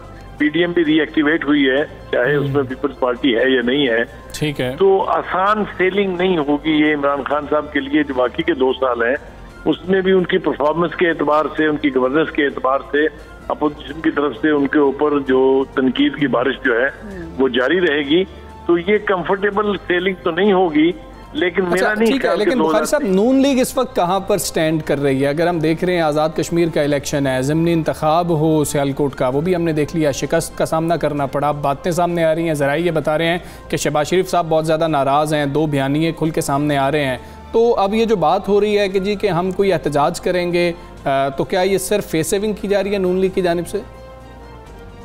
गुजारिश है कि लम्हा फिक्रिया तो ये यकीनी तौर पे पाकिस्तान मुस्लिम लीग नून की क़यादत के लिए है कि गिलगित बल्तिस्तान के बाद आज़ाद कश्मीर और आज़ाद कश्मीर के बाद फिर सियालकोट की सीट जो उनकी सियासत का गढ़ है, जहाँ से वो तमाम सीटें जीतते थे, वहाँ से उनका हार जाना जो है, इसके लिए मेरे ख्याल से उन्हें फैक्ट फाइंडिंग भी करनी चाहिए और पूरी अपनी जो पॉलिसीज हैं, जो अपना बयानिया है, उसके ऊपर भी असर नौ गौर करना पड़ेगा उनको। और ये करना चाहिए मेरे ख्याल से, चाहे वो नवाज शरीफ साहब उसकी क़यादत करें किसी ऐसी मीटिंग की वर्चुअल टेलीविजन पे, या जो सदर हैं पार्टी के शहबाज शरीफ साहब वो इस तरह की कोई इजलास बुलाएं। अच्छा, तो ये गौर तो उनको करना पड़ेगा, इसलिए कि अब ये तय होना बाकी है कि उनका बयानिया जो है उसको पजीराई मिल रही है या अवामुन नास ने उसे ग्रास रूट लेवल पे रिजेक्ट कर दिया है। ये आने वाले वक्त में उनके क्या फैसले होते हैं, किस तरीके से वो हुकूमत के खिलाफ कैंपेन चलाना चाहते तो हैं, क्या वो चला पाएंगे या नहीं, इसके ऊपर पार्टी के अंदर हम सुन रहे हैं कि इख्तलाफात हैं।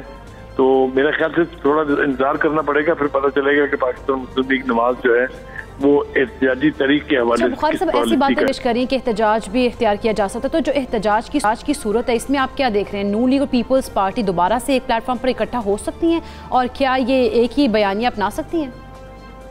देखिए, बिलावल भुट्टो जरदारी साहब ने ख्वाहिश का इजहार किया है कि अपोजिशन को एक दूसरे के साथ हाथ मिलाना पड़ेगा, अपोजिशन मुत्तहिद होकर, इकट्ठी होकर ही हुकूमत के खिलाफ इफेक्टिव कैंपेन चला सकती है। लेकिन अब देखना यह है कि पीडीएम के हिस्से बखरे करने के बाद क्या पीडीएम की बाकी जमातें उनके ऊपर एतबार करने के लिए आमादा हैं कि नहीं, वो पीपल्स पार्टी को अब इतना क्रेडिबल समझेंगी कि नहीं कि उनके साथ मिलकर कोई कैंपेन चलाई जाए।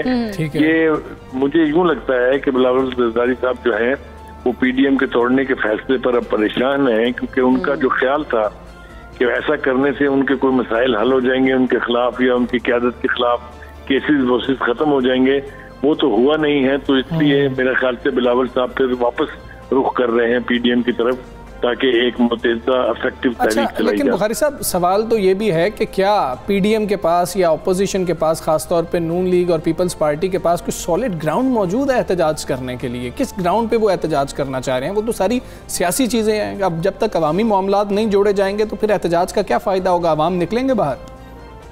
देखिए, पीएमएलएन ने तो कहा है कि जी इलेक्शन में जिस किस्म की धांधली हुई है आज़ाद कश्मीर के इलेक्शन में और सियालकोट के इलेक्शन में भी, उसके खिलाफ हम कैंपेन चलाएंगे जी। अगर यानी एक तहरीक चलाएंगे, अगर तो वो इस तहरीक को पीडीएम के प्लेटफॉर्म से चलाना चाहते हैं या चलाएंगे तो शायद पीपल्स पार्टी के साथ मिलके एक इफेक्टिव तहरीक चला सके। लेकिन अगर पीपल्स पार्टी अलहदा एहतजाज करती रहे, पीडीएम की जो बाकी जमातें हैं वो अलहदा एहतजाज करती रहे, पीएमएलएन जो है वो इंतखाबी धांधलियों के खिलाफ अलहदा कैंपेन करे, तो इससे वो इम्पैक्ट नहीं बन पाएगा जिससे हुकूमत डरे या हुकूमत हिल जाए। तो मेरा ख्याल यही है कि जिस तरह से आज बिलावल जरदारी साहब ने एक ख्वाहिश का इजहार किया है, तमाम बड़ी जमातें जो हैं उनकी लीडरशिप को मिल बैठ के कोई एक फैसला करना चाहिए ताकि जो तहरीक चले वो एक प्लेटफॉर्म से चले और उसमें दिल जमई के साथ सारी पार्टियां जो है वो हिस्सा लें।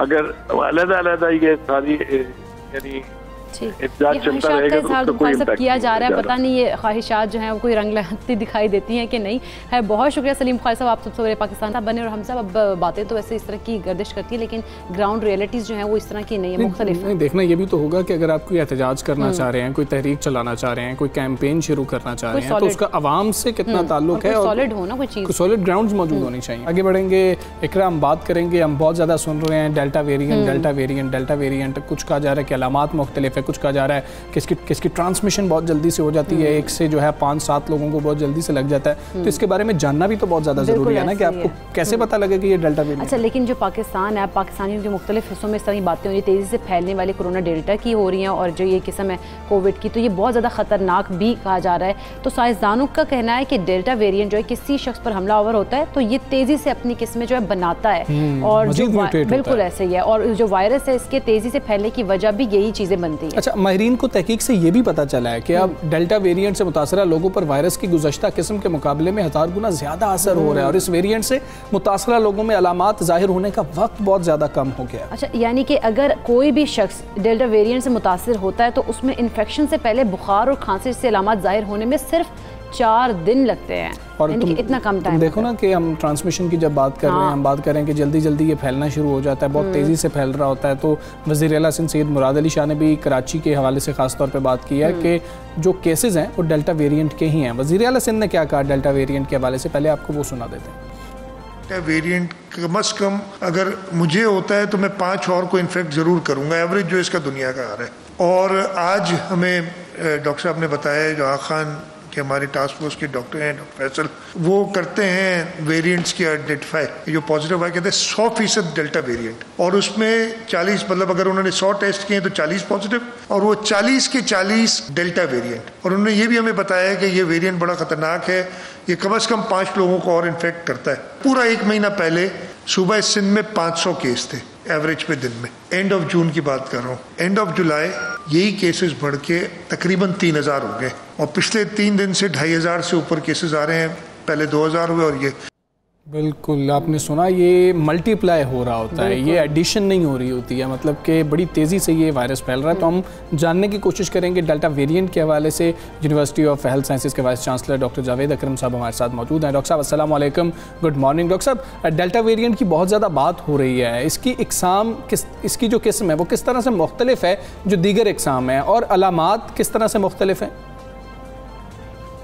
देखिए जी, कोरोना एक आरएनए वायरस है, और आरएनए वायरस जो है ख़ासकर इतने बड़े साइज़ की, उसकी तब्दीलियाँ उसमें आती रहती हैं। वायरस में वेरिएशंस भी आती हैं उसके आरएनए में, और साथ उसकी म्यूटेशंस भी आती हैं। ठीक है। और उसकी वजह से वो अपनी साख्त बदलती रहती है, और जब वो साख्त बदलती है तो जाहिर है कि उसके एक तो लगाव में तेज़ी आ सकती है या कमी आ सकती है। डेल्टा वेरिएंट क्योंकि जो 2 किस्म की म्यूटेशंस हैं उनको मिला के बना, इसीलिए इसको डबल म्यूटेंट भी कहते हैं, और ये भारत से मंजर आम पे आया और इस वक्त 134 ममालिक में है।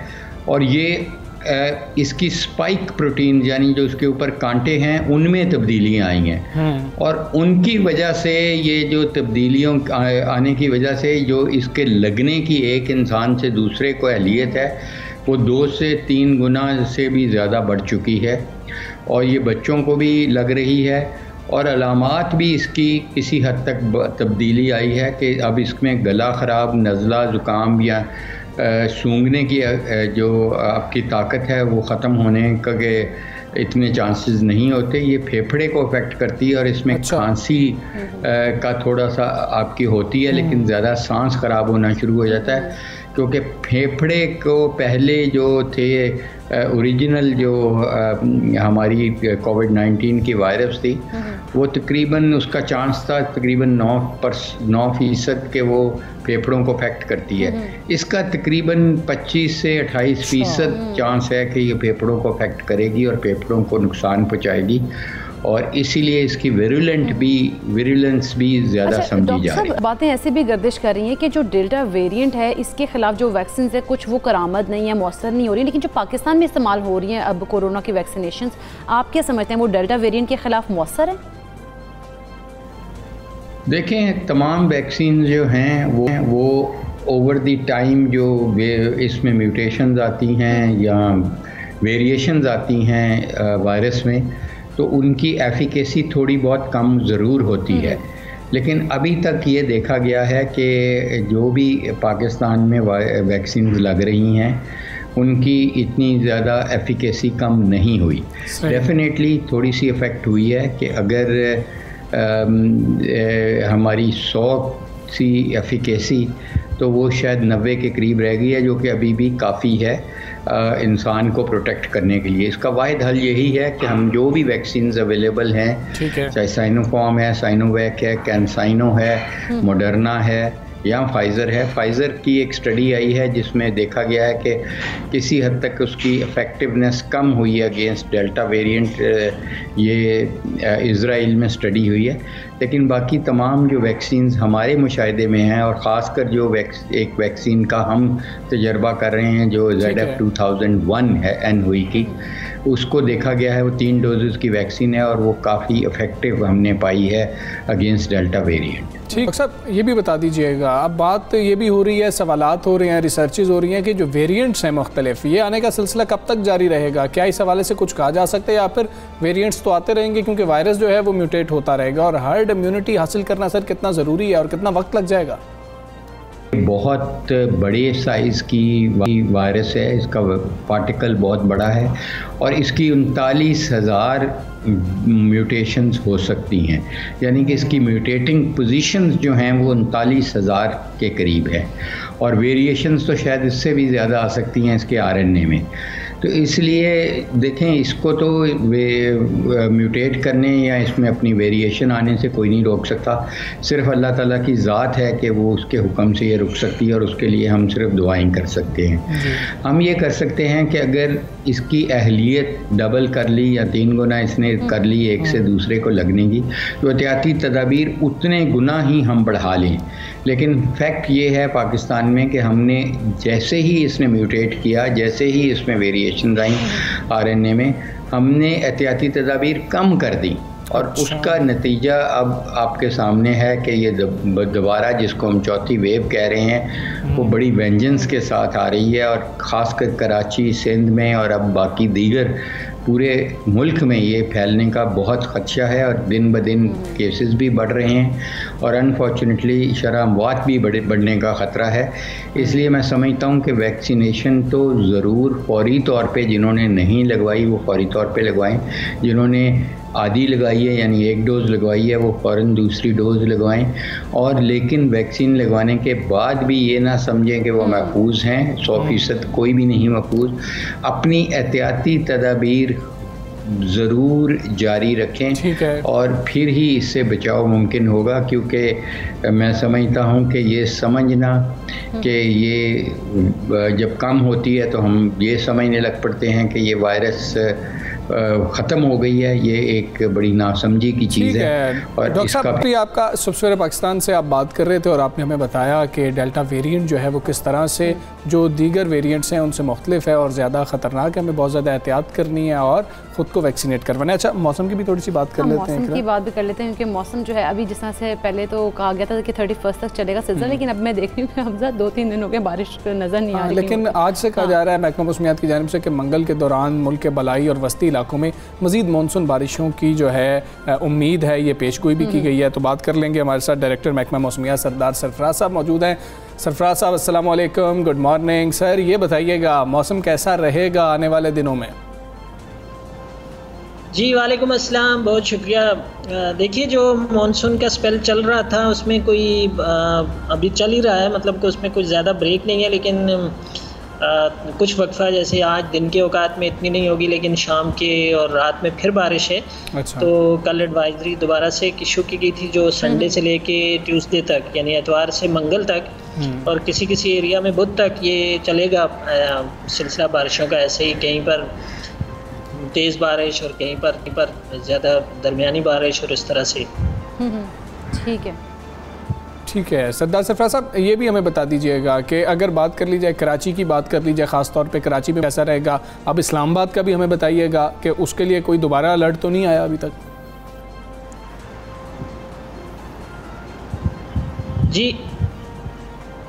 जी सरदार सरफराज साहब, आप सुन पा रहे हैं हमें? जी जी जी। अच्छा, कराची के लिए पूछा है। कराची में कोई तेज़ बारिश का इम्कान नहीं है अगले चंद दिन तक। मौसम यहाँ पर आजकल वैसे तो बहुत अच्छा मौसम है, क्लाउडी वेदर रहता है और साथ में तेज़ हवाएं भी चलती रहती हैं और हल्की फुल्की बूंदाबांदी या हल्की बारिश होती है। रात भी ये सिलसिला रहा वक्फे से, और अगले चंद दिन तक भी ऐसा ही मौसम है इधर। और आजकल कराची का मैक्सिमम टेम्परेचर आपने देखा होगा 30-31 से ज़्यादा नहीं जा रहा, और उस लिहाज से यहाँ बहुत अच्छा मौसम है। और तेज़ बारिश का कराची में इम्कान नहीं है, अलबत्ता ईस्टर्न सिंध में थरपारकर, उमरकोट, मीरपुर खास और बदीन डिस्ट्रिक्ट्स में कहीं कहीं होगी। ये 2 और 3 अगस्त को इम्कान है वहाँ पर, 3 अगस्त को, फिर 4 को, इस तरह से वक्फे से। तो वो भी कोई बहुत तेज स्पेल नहीं है, लेकिन जनरली मॉडरेट है। कहीं कहीं और थरपारकर डिस्ट्रिक्ट में कुछ अच्छी बारिश दोबारा से मुतवक्की है इधर सिंध में। जी ठीक है, यानी कि बारिशें जो हैं अभी थोड़ी सी मुतवक्की हो क्या कहा आपने। इस तरह बहुत शुक्रिया सरदार सरफराज साहब, आप हमारे साथ सबसे बड़े पाकिस्तान का हिस्सा बने। हमजा, यानी कि वीकेंड जो मुझे लग रहा है कि अब थोड़ा ठंडा हो जाएगा, बारिशें होंगी। ठीक है जी, हम एक ब्रेक लेते हैं, ब्रेक के बाद वापस आते हैं।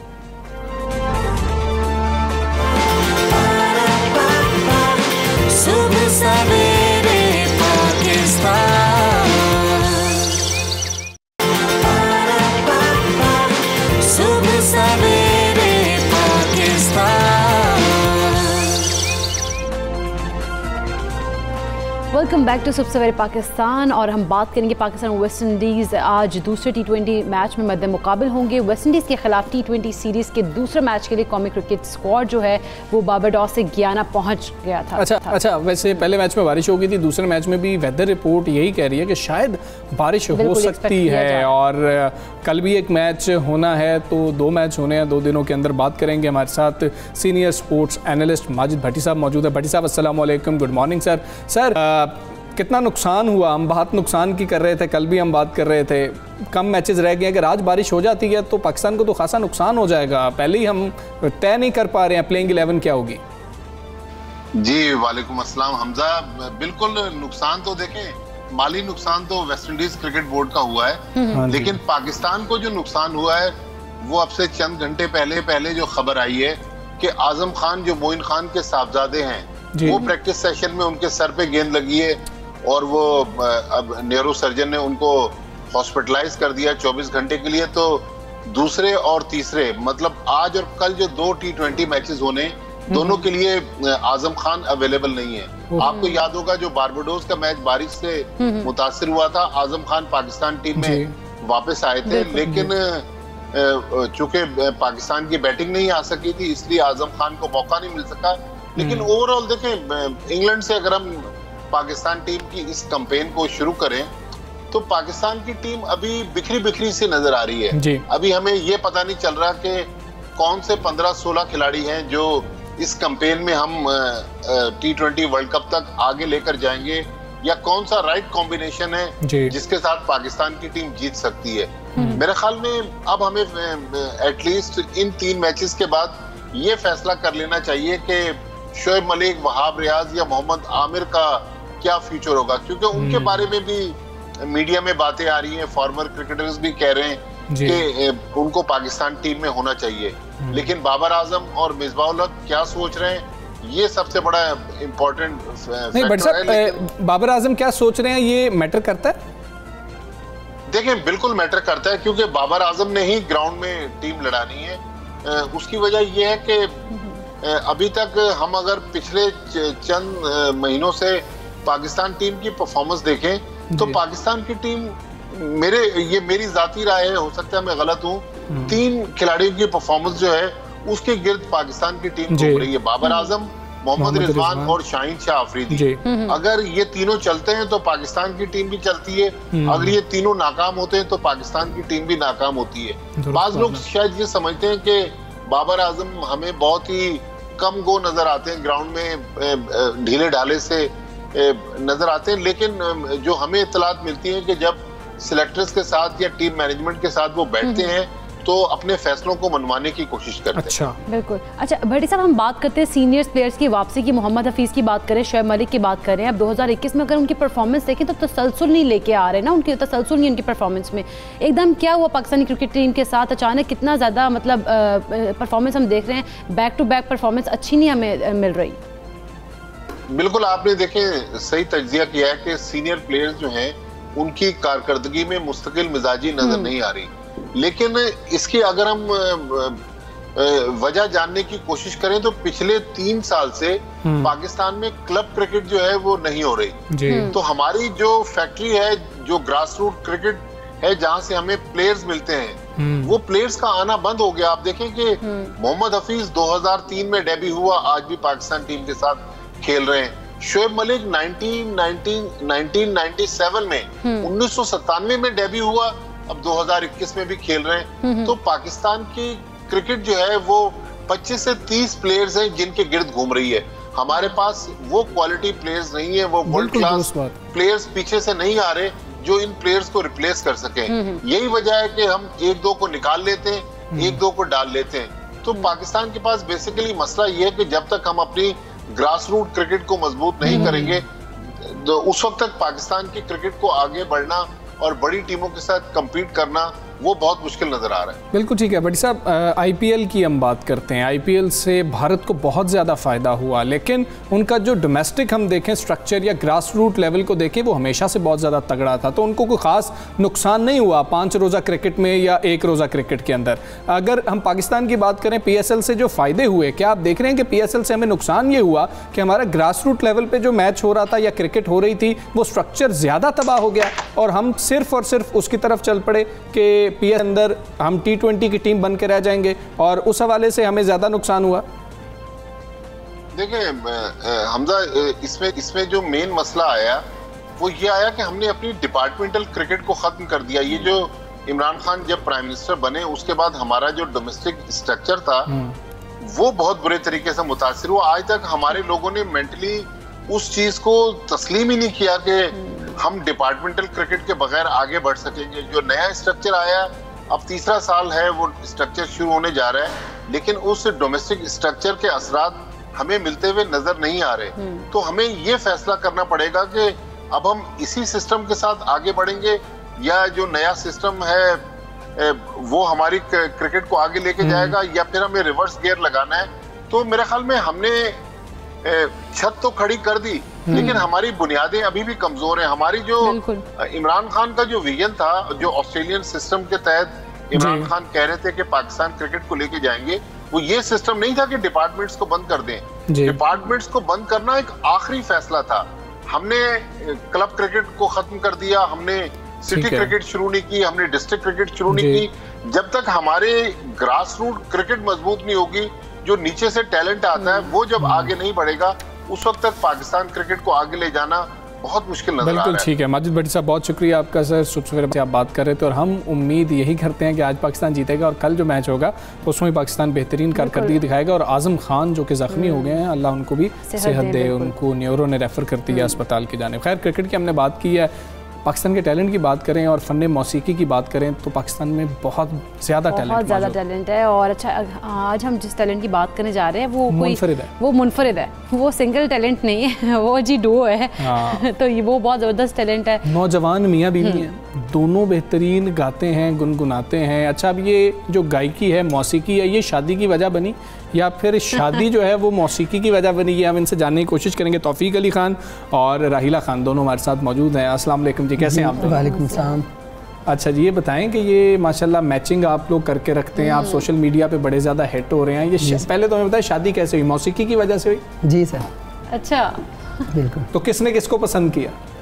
एक दूसरे को पसंद की या एक दूसरे की गायकी पसंद की? गायकी। अच्छा, गायकी पसंद की। कज़न्स हैं आपस में? नहीं। अच्छा, ये सियाल जट है। अच्छा, तो हम बेसिकल हमारा तो काम है घर का। अच्छा, बाप दादे से हम गाना क्लासिकल बुजुर्ग गाते हैं, तो इसको भी सूफ़ी कलाम पढ़ने का शौक़ है और माशाल्लाह अच्छा पढ़ रही है। अच्छा, तो आज हमें क्या सुनाएंगे आप? मैं भी ये कहनी थी, हमें आज क्या सुनाएंगे फिर? आज आपको कलाम बाबा बुल्ले शाह का की जाना मैं कौन भूले। क्या बात है जी।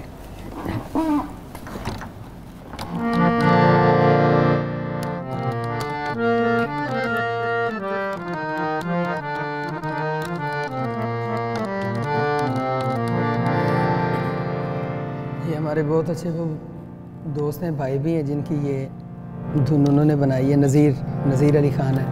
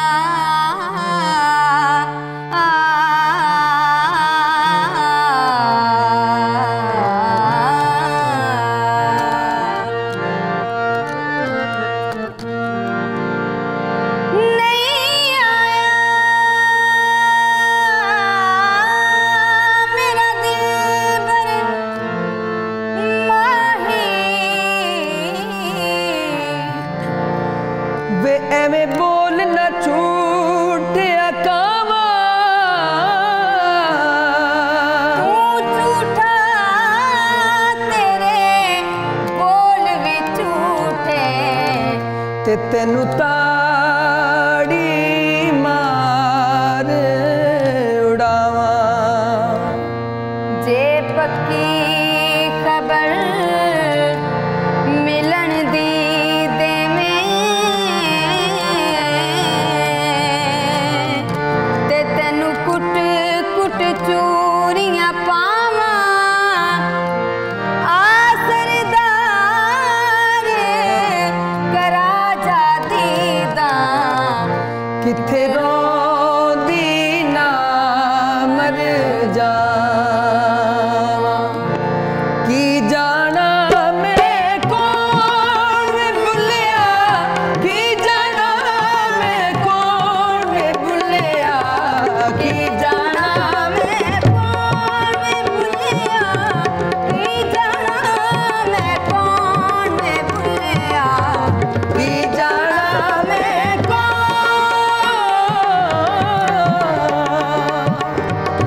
चल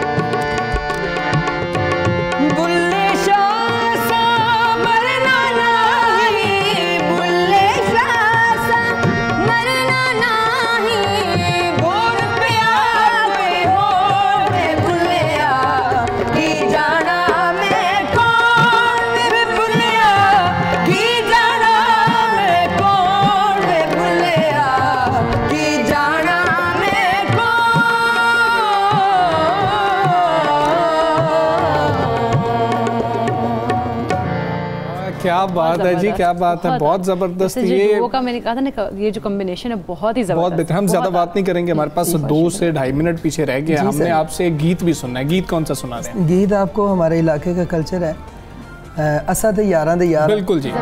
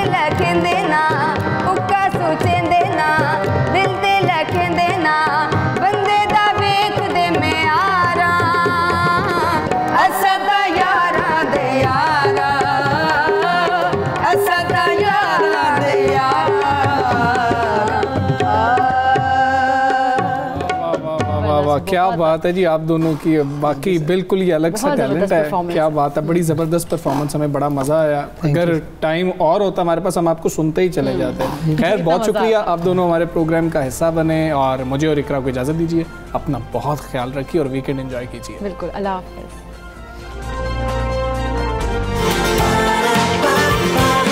सुबह सवेरे।